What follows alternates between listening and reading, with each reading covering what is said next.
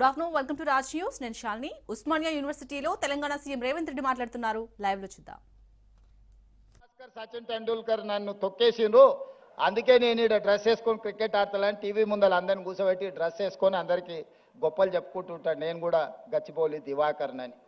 అట్లనే మన స్కిల్స్ విషయంలో కూడా మన నేతలు మాట్లాడుతుంటారు, ఇక వచ్చే గోల్డ్ మెడల్స్ అని. అయిపోయినాక ఒక్కడు కనిపిస్తలేడు. అందుకే 2036లో ఒలింపిక్స్లో గోల్డ్ మెడల్స్ సాధించాలి అంటే మన నైపుణ్యంతో కూడుకునే చిన్న పిల్లల్ని 10 ఏళ్ళు 11 ఏళ్ళు ఉన్నప్పుడే వాళ్ళ యొక్క నైపుణ్యాన్ని గుర్తించి మట్టిలో మాణిక్యాలను వెలికి తీయాలి. 10-12 ఏళ్ళు శిక్షణ ఇస్తే కానీ ఒలింపిక్స్లో ఒక గోల్డ్ మెడల్ సాధించలేడు. అందుకే వాటి కోసం ఈనాడు యంగ్ ఇండియా స్పోర్ట్స్ యూనివర్సిటీని మనం ప్రారంభించుకున్నాం. దీంట్లో గొప్ప గొప్ప క్రీడాకారులను తీసుకున్నాం.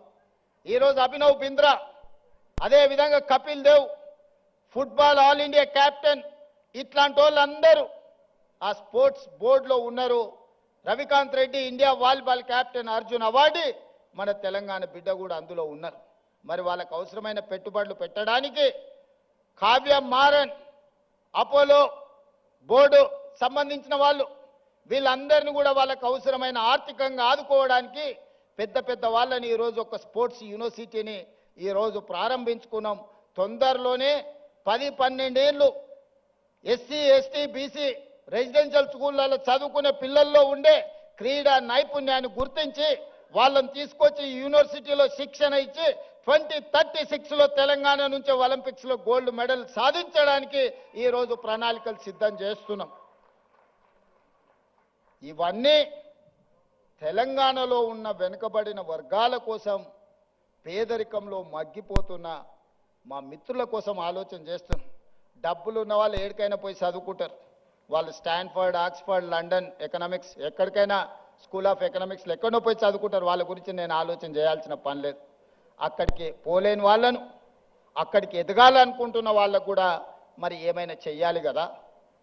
అందులో భాగంగానే మిత్రులారా ఈ ఉస్మానియా యూనివర్సిటీని వేదిక చేసుకోదలుచుకున్నా. 1000 కోట్లు అనేది పెద్ద విషయం కాదు. నేను డబ్బుల రూపంలో చూడట్లేదు, ఖర్చు రూపంలో చూడడం లేదు. ఇది నా భవిష్యత్ తరాల కోసం పెట్టుబడిగా చూస్తున్నా. ఈ పెట్టుబడి ఈరోజు రాష్ట్ర ప్రభుత్వం ఈరోజు ఇంతకుముందే గచ్చిబౌలిలో టీ హబ్లో ఈరోజు మనం గూగుల్తో ఒక జాయింట్ వెంచర్ స్టార్టప్స్ కోసం ప్రారంభించుకున్నాం. కొత్తగా పరిశోధనలు చేసే వాళ్లకు ఆర్థిక సహాయాన్ని అందించాలి. వాళ్ళకి తెలివి ఉంది, సాంకేతిక నైపుణ్యం ఉంది, వాళ్లకు చెయ్యాలనే ఆతృత ఉన్నది. కానీ ఆర్థికంగా ప్రయోగాలు చేయడానికి ఒక్క రూపాయి లేదు. తల్లిదండ్రులు కూలీ నాలి పనులు చేసుకునే పేదవాళ్ళు ఉన్నారు.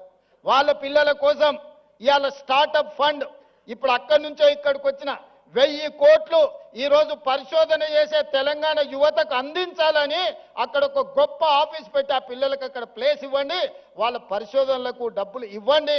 ఒకప్పుడు గూగుల్ కూడా 2 విద్యార్థులు ఒక కార్ షెడ్లో మొదలు పెడితే ఇవాళ గూగుల్ అయింది. టెస్లా, ఇలాన్ మస్క్ ఒక చిన్న పరిశోధన చేస్తే ఇలాన్ మస్క్ అయింది.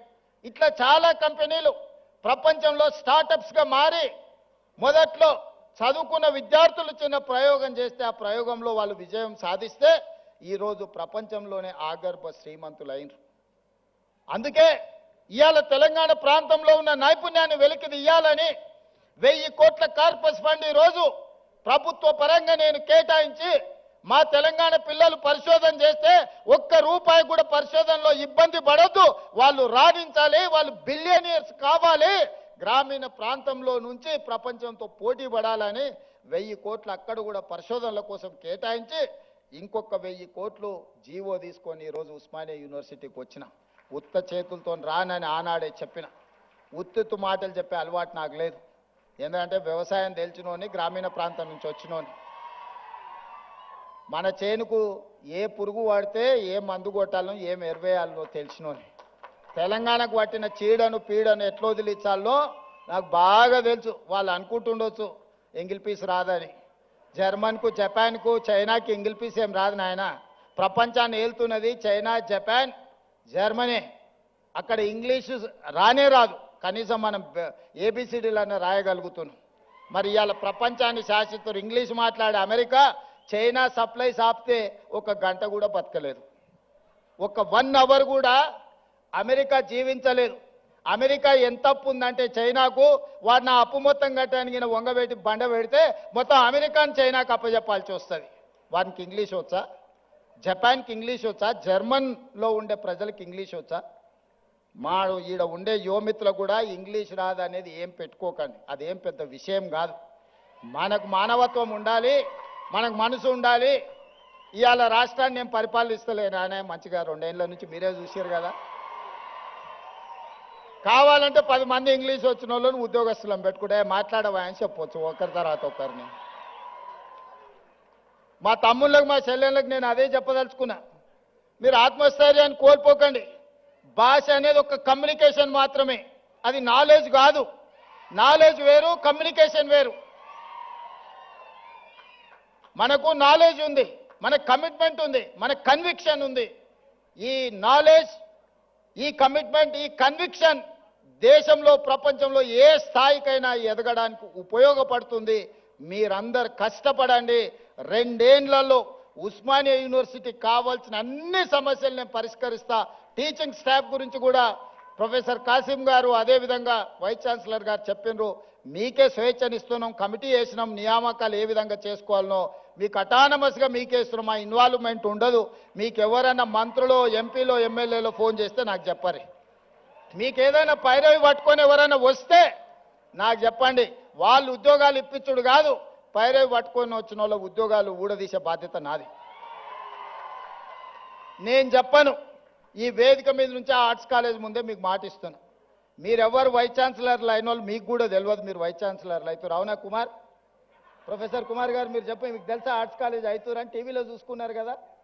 గంటా చక్రపాణి గారు ఇక్కడనే ఉన్నారు. వాళ్ళు వైస్ ఛాన్సలర్లు అయింది కూడా వాళ్ళ టాలెంట్ను చూసి, వాళ్ళ కమిట్మెంట్ను చూసి వాళ్ళైతే వీటిని సరిదిద్దుతారని ప్రభుత్వం వాళ్ళని వీసీలుగా నియమించింది. వాళ్ళ యొక్క శక్తి, వాళ్ళ యొక్క సామర్థ్యం, వాళ్ళకున్న ఆలోచన ఇవన్నీ వాళ్ళని వీసీలను చేసింది. రేపు కూడా ఇదే విధానాన్ని మీరు అవలంబించండి. నో పొలిటికల్ ఆబ్లిగేషన్, నో పైరవి. ఎవరిని కూడా ఎంత వారున్నా కూర్చోబెట్టి కాఫీ ఇప్పించండి. మా ఎంపీలో, ఎమ్మెల్యేలో, మంత్రులు వస్తే మర్యాద ఇవ్వండి, మర్యాదలో లోపం చేయకండి. ఛాయ్ తాగిపించండి, మధ్యాహ్నం వస్తే ఇంత భోజనం పెట్టండి, కానీ ఓ టీచర్ ఉద్యోగం మాత్రం ఇవ్వకండి. ఒక టీచర్ ఉద్యోగం పైరవికారుడికి ఇస్తే రాబోయే 35 ఏళ్ళు 8,000 మంది పిల్లల భవిష్యత్తు వాళ్ళు జడగొడతారా? ఆ అధికారం మీకు లేదు, నాకు లేదు. పిల్లల జీవితాలతో చెలగాట మాడే